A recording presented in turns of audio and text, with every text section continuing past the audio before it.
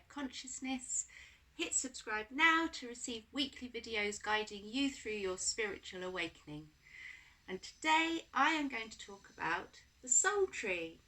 I am aware that I have mentioned it a few times in other videos, but I don't think I've given a full explanation of what it is. So, what is the soul tree? Basically, it's exactly the same as a family tree that we have here on Earth, only it's at soul level. So it is a vast map which shows how we are all related to one another cosmically. And this is right from the architect down.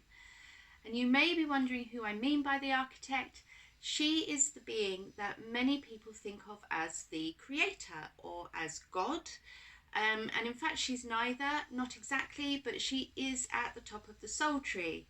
We all ultimately descend from her. So she is our universal mother, if you like. So why is the soul tree so important to understand? Well, depending where you are on it in relation to someone else will determine in many ways the nature and the intensity of your relationship. And the closer that someone is to you on the soul tree, the closer they will be to you in frequency or vibration. And we are attracted to people with similar vibrations to ourselves. Like calls to like. So that old phrase is absolutely true. And the interesting thing is that, in fact, everyone you interact with on a day-to-day level down here on Earth, whilst you're incarnated, will come from a place relatively near to you on the soul tree. And this is because we congregate together according to our vibe.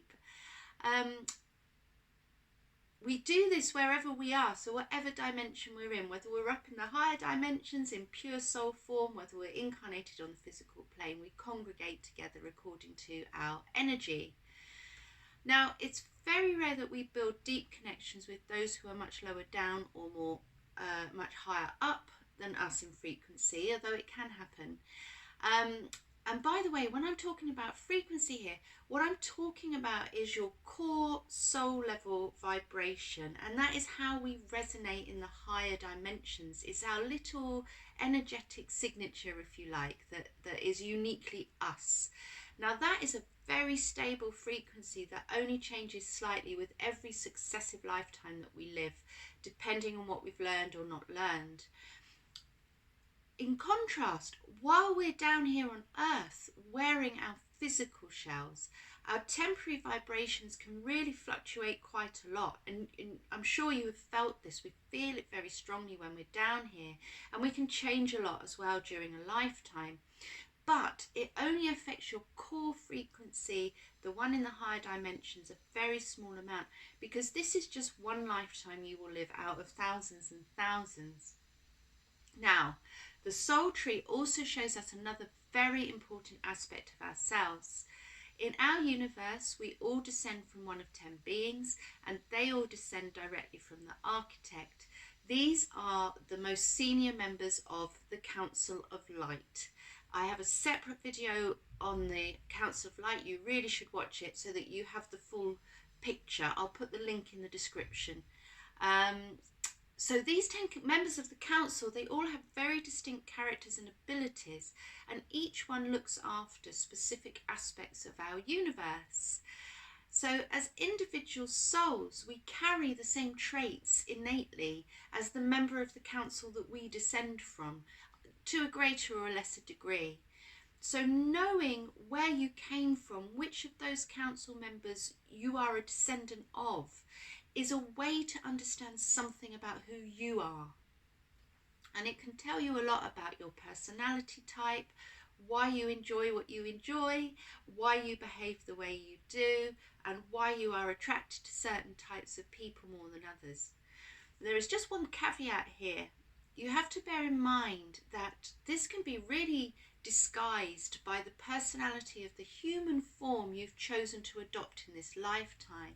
And sometimes our human avatars, as they're called, are a very different type to our core soul character.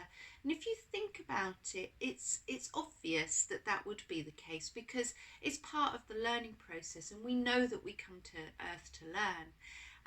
So we experience very different modes of being by adopting different personality types. And what you will notice is, if you successfully shed your ego as part of your awakening journey, you will reclaim a lot of your soul personality. It's really quite transformative. Also, as we progress through lifetime after lifetime, we become more blended. So our cosmic lessons are organised around these 10 members of the council and their respective areas of jurisdiction. And as we acquire new knowledge throughout all of our lifetimes and we build our ability score, we adopt their characteristics because we've learned from them. However, our original profile will always remain the most dominant. So you are yourself. You're always yourself, even when you're at the pinnacle of your learning. And pinnacle of learning here means you have an ability score of at least 98%, and that makes you a bodhisattva, your bodhisattva status. Now, your soul family, I know people talk about this a lot, is made up of beings who descend from the same branch of the tree as you do. So say you descended from Sophia, as I do, then your family is other members of the Sophia line. However, your soul group is something slightly different. As you evolve and grow as a soul over successive lifetimes, you will be partnered with other people from other branches of the soul tree, and they will help you with the specific lessons which fall under their area of expertise. And sometimes we may partner with these people for hundreds of years and build really close bonds, often even closer than the bonds we have with our direct family members, just as we do in life here on earth. These beings become members of our soul group, the people we choose to incarnate with and work with in our missions, in our projects as we come to earth. They're also the people that we hang out with in the higher dimensions, because soul society is really not that much different to human society in terms of the emotional connections that we build. And if you look around you and you observe carefully, you will spot people in your circle who are similar to you, but who are not related to you in an earthly sense. And they are probably members of your soul family. But you will also have people in your life to whom you have felt an instant connection, sometimes even if you are very different people, and these are usually members of your soul group. You have history with these people, you have karma, you have karmic relations. Now, if you are a higher evolved soul, an old soul, you have completed the majority of your lessons and spent a lot of time with a lot of different souls in your learning phases. So your soul group can extend a really long way through the tree, the soul tree, and you can find these people all over the globe gently resonating away at a frequency close to your own. The final thing to say about the soul tree is that it is a 3-dimensional map of soul relationships. So it goes up and down and side to side as you'd expect, but it also has depth. And this is where the records of your soul's avatars are kept.